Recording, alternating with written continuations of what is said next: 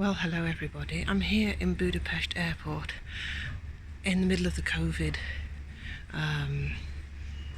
lockdown, I suppose.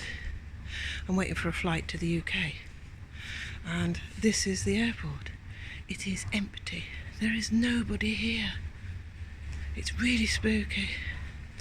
All the machines have dust covers on. All the shops are empty. All the computers are closed.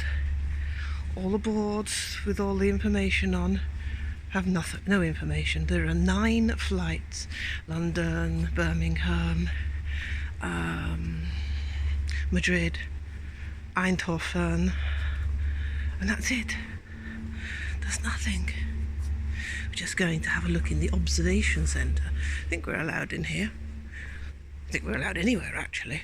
There's no security. There's nothing. Oh, look, doors are opening.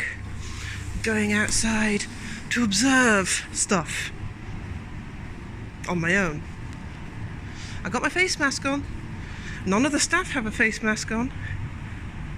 Are we going to see anything here? What are we going to observe? Oh! Let's have a look what you see. We're going to observe lots of aeroplanes parked, I bet you. I bet you there are no aeroplanes flying. I'll just press pause till I get there, else you'll get bored. Here we are in the observation area, observing stuff. Let's have a look what's around here. There's a lot of aeroplanes parked, like I said there would be. There we go.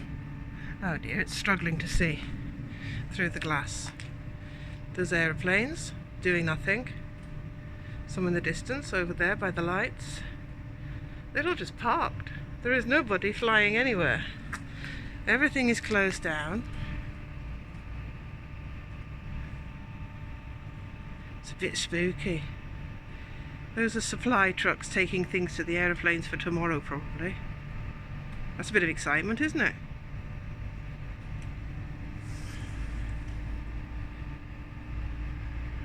There's an aeroplane.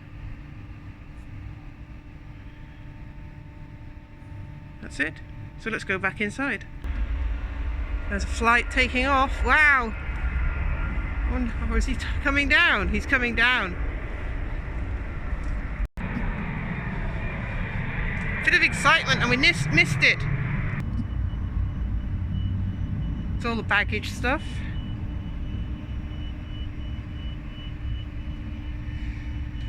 Right, we're going in now. Even the offices that control the boards are empty. There's no staff in there.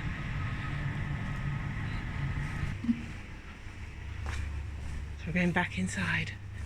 The ticket area, empty. The entrance, empty.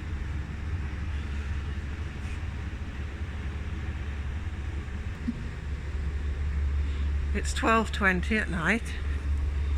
I do think it's supposed to be a bit busier than this normally, though. So everybody's staying home.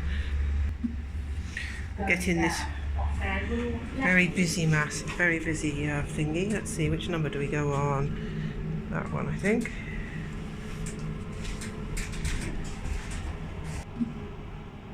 And let us out. Oof. We're out. Going up. Here we are, downstairs. Oh, I think I've gone too far downstairs by the looks of this. I need to go up one more. This is the downstairs.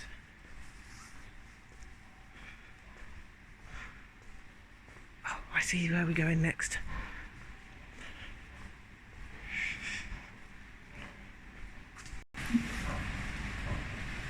I'm going to go up the up, not down the up.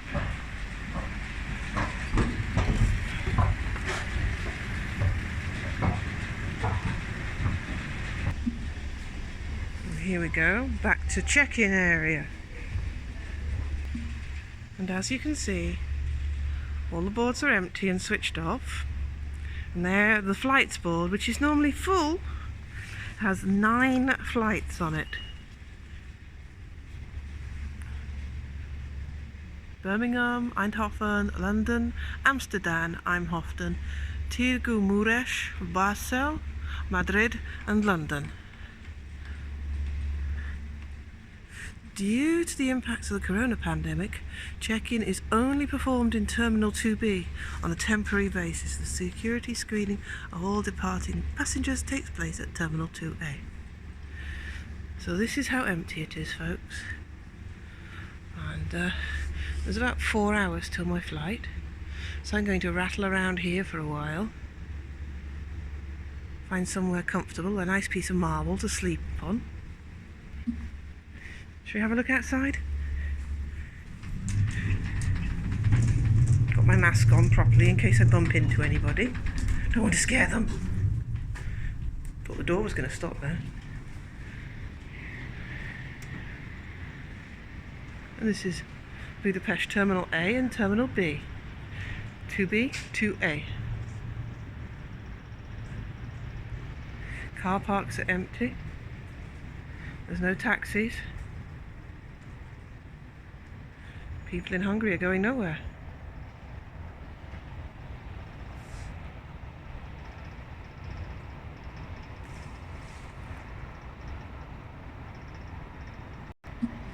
We have Ibis hotels, the Styles Hotel straight across there. So that's not very far. If you're coming to Budapest, you can stay in the Ibis over there. Cheap, cheerful, but close. And this is where you drive round and you get dropped off over there, and you don't have to pay to park if you're only for a few seconds when you're dropped off or picked up. And what's good about this airport is that you can get the bus to the train, and the train takes you anywhere. The bus, it's probably about 50p to go 3 or 4 stops to the train station, and then the train can take you off to the south of the country or wherever you'd like to go, or north. Extremely cheap. Tickets are bought either here at Budapest airport or by the train stations. There's some boxes that you pay with your card. It's quite a cheap place to get around, actually. Going back in. The door freaks me out when it stops like that. I think you're going to get stuck in here. So let's go over here. So this is where we have to wait till morning to get on the flight. There's 2 people booked in on the flight back to the UK. I think I left it a bit late to get back, you know. And oh, there's a charging point, that's good. You plug your phone in there. Oh, I'll do that in a minute. Then they've got social distancing here. You mustn't sit together. That bit over there I'm not allowed to film. That's the customs place. I suppose we could go for another walk to where we got in and show you some other bits and pieces. So this is the back road in to the security area, and behind that wall there is like all the machinery where they scan your baggage, and that's all covered with dust sheets, and I don't think I'll be allowed to take a video of it. If I can, I will, but if it's not allowed, I won't do it. Beautiful airport though. There's marble everywhere and glass. It's spotless clean. So we're still walking down the corridor. It's 12:30 now. I was just having a chat to a security officer, so I had to turn the video off to chat with him.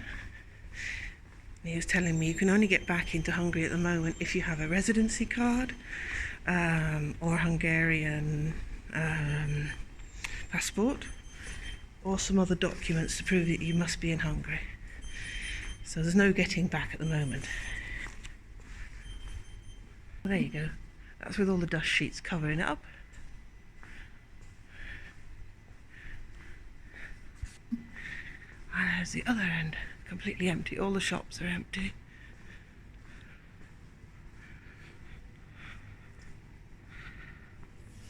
So this is check-in, and it's empty.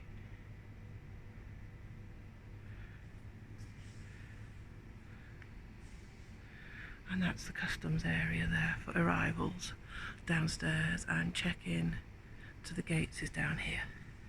So we're going to go back to where my little area is. But you can see everything's in dust covers there. So that's where they would ask you to take your shoes off normally, and check your shoes, take your belts off, scan your objects.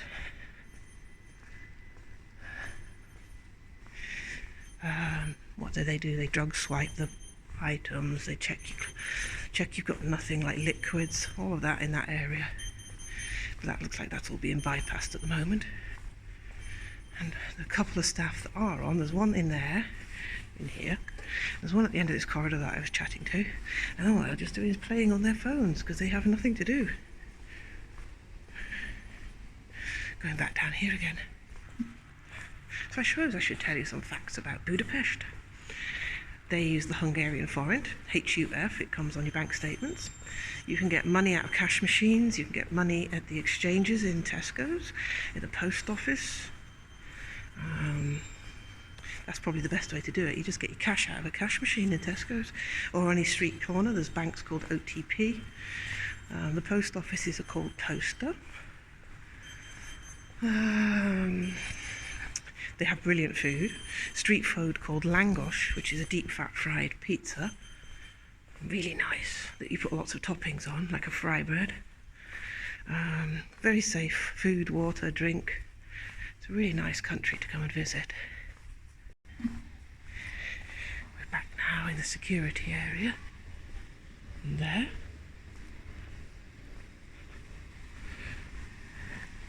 What else about the country?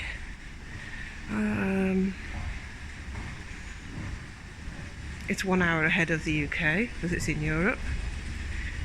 It's very safe. The police are called Rendőrség. If you want to say thank you, you say köszönöm, and if you say hello, you say szia. If you say goodbye, you say szia. You have to get on buses with the tickets, or buy them at the bus at the entrance, but with coronavirus at the moment they're not allowing you to speak to the bus driver, so you just get on and they assume you have a ticket. Weather, let's see, mid-January, February it can get down to -20. In the summer it can get up to +40, 44.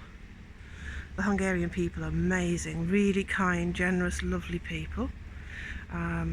There's all extremes of people here. There's extremely poverty-stricken people that live on maybe £5-10 a week. There's the rich. There's those that are following the rat race, that are just working to manage to eat and live, but they can't stop because they don't have any money. The poor people live off the countryside, so they grow their own fodder, they grow their own fodder for their animals, they grow their own animals to eat, they grow their own food to eat. So they're rich in a way, but they don't have money for spare things. We took a man once to town and we all stopped to have a Mars bar and a Coca-Cola. This is when I drank that stuff years ago and ate that stuff. And he was like so grateful when we bought him a Mars bar and a Coke. He was like, wow, Coca-Cola, not cocaine. And he drank some of it and he saved some of it and took it home. But it was such a treat, and we realised to us at that time that was something that we'd all just take for granted. We'd all have a drink or we'd all have a snack every time we go out. And to him that was like, wow, once a month he'd go out shopping and he'd never spend on something as frivolous as that. Cigarettes, if you smoke, are very cheap. You have to go into a tobacco shop. Tobacco is tobacco. You can't take a child in with you. Over 18s only. You might get asked for ID.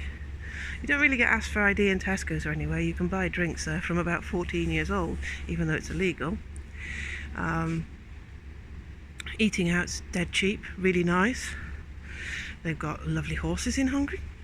They've got animal markets everywhere, markets with fruit and vegetables, old people selling their wares. Now, if we go to the markets ever, we see old people, they've washed jam jars and they're selling jam jars just to bring some pennies in, because they have, the pension's about £40-50 a month, I believe. It might be a bit more than that by now.